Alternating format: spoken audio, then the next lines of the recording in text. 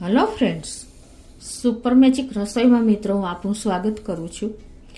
આજે હું આપણે કડકડતી શિયાળાની ઠંડી હોય છે, ડિસેમ્બર જાન્યુઆરીમાં તો એટલી ઠંડી હોય છે ને કે તમને બ્લેન્કેટમાંથી બહાર નીકળવાનું મન નથી થતું। એટલી કડકડતી ઠંડીમાં પાણી એકદમ બરફ જેવું થઈ જાય છે।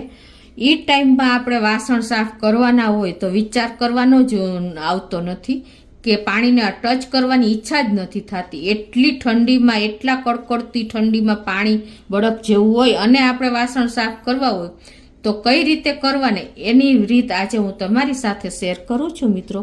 તો તમને ચોક્કસ આ વિડીયો ગમશે, ગમે તો લાઈક કરજો, શેર કરજો અને સબસ્ક્રાઈબ કરવાનું તો ભૂલતા જ નહીં। અને મિત્રો બાજુમાં રહેલું બેલ આઇકનને પણ પ્રેસ કરજો જેથી કરીને લેટેસ્ટ વિડીયોની માહિતી તમને મળતી રહે। તો મિત્રો જાન્યુઆરી અને ડિસેમ્બરમાં એટલી ઠંડી હોય છે ને કે આપણે પાણીમાં હાથ નળ ચાલુ કરવો જ નથી ગમતો અને વાસણ કઈ રીતે સાફ કરવાની તો વિચાર કરવા જેવું જ છે। તો આજે હું તમને એટલી સરસ રીત તમારી સાથે શેર કરું છું ને કે તમને ઉપયોગી થશે। કડકડતી ઠંડી આવી જ રહી છે મિત્રો, તો એના માટે જો આપણે શું કરવાનું છે કે આપણે તૈયાર રેડીમેડ આપણે જે પ્લાસ્ટિકના ગ્લોવ્સ આવે છે ને, હેન્ડ ગ્લોવ્સ, એ લઈ લેવાના। અને એ તમારી પાસે અવેલેબલ ન હોય તો તમારે આવી રીતે જબલા હોય ને, મોટી સાઈઝના જબલા લેવાના છે। તો આ રીતે તમારે હાથમાં પહેરી લેવાના છે અને ગાંઠ ન વળે તો તમારે આવી રીતે રબર બેન્ડ અંદર લગાવી દેવાનું હાથમાં આ રીતે, અને તમારી આમ હાથ રિમૂવ કરી શકે ને એ રીતે તમારે રાખવાના છે લૂઝ। આવી રીતે તમારે બે હાથમાં આ જે કેરી બેગ હોય ને નાની નાની એ પહેરી લેવાની છે અને પછી તમારે આ રીતે જે વાસણ સાફ કરવા માટેનું તમારે લિક્વિડ કે કાંઈ પણ હોય લઈ લેવાનું છે અને પછી તમારે આ રીતે બધા જ વાસણને સાફ કરી લેવાના છે।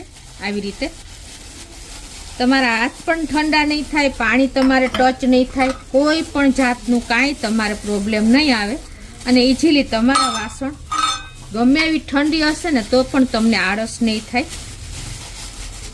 ઘણી વખત આપણને ચપ્પા વાગી જાય છે કે કાંઈ પણ થાય છે ને ત્યારે પણ આપણે લેડીઝ લોકો પાવડર અડે, લિક્વિડ અડે ને તો પણ આપણે કામ નથી કરી શકતા અને ઠંડીમાં તો પાણીમાં હાથ અડાડવાની ઈચ્છા જ નથી થતી। ત્યારે તમે આ આઈડિયા અજમાવી શકો છો મિત્રો।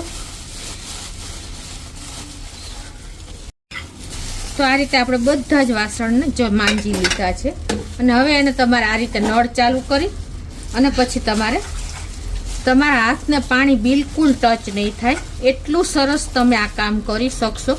જુઓ મિત્રો, ગમે એવી કડકડતી ઠંડી હોય ડિસેમ્બર જાન્યુઆરીમાં તો તમે રાતે પણ એવી ઠંડીમાં વાસણ ઇઝીલી સાફ કરી શકશો અને તમારા હાથ પણ કોઈ જાતના ચીરા નહીં પડે, ફાટશે નહીં, કાંઈ પણ પ્રોબ્લેમ નહીં આવે અને તમારા વાસણ પણ એટલા જ સરસ ક્લીન થશે, કોઈ પ્રોબ્લેમ જ નહીં આવે।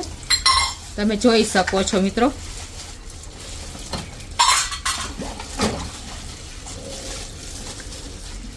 આ દરેક લેડીઝ લોકોને જે વાસણ સાફ કરવા હોય ને તો વિચાર કરે છે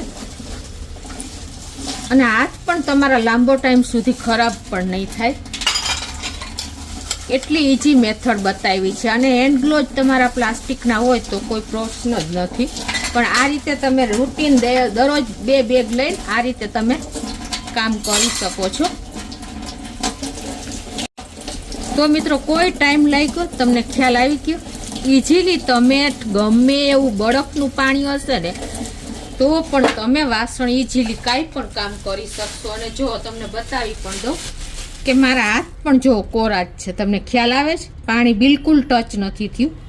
જુઓ મિત્રો, આ કેટલી ઇઝી મેથડ મેં તમારી સાથે શેર કરી છે। જુઓ છે ને મિત્રો, તમારા હાથમાં પાવડર કે કોઈ પણ જાતની ઇન્ફેક્શન નહીં લાગે, પ્લસ તમને વાગ્યું હોય તો પણ તમે કામ કરી શકશો।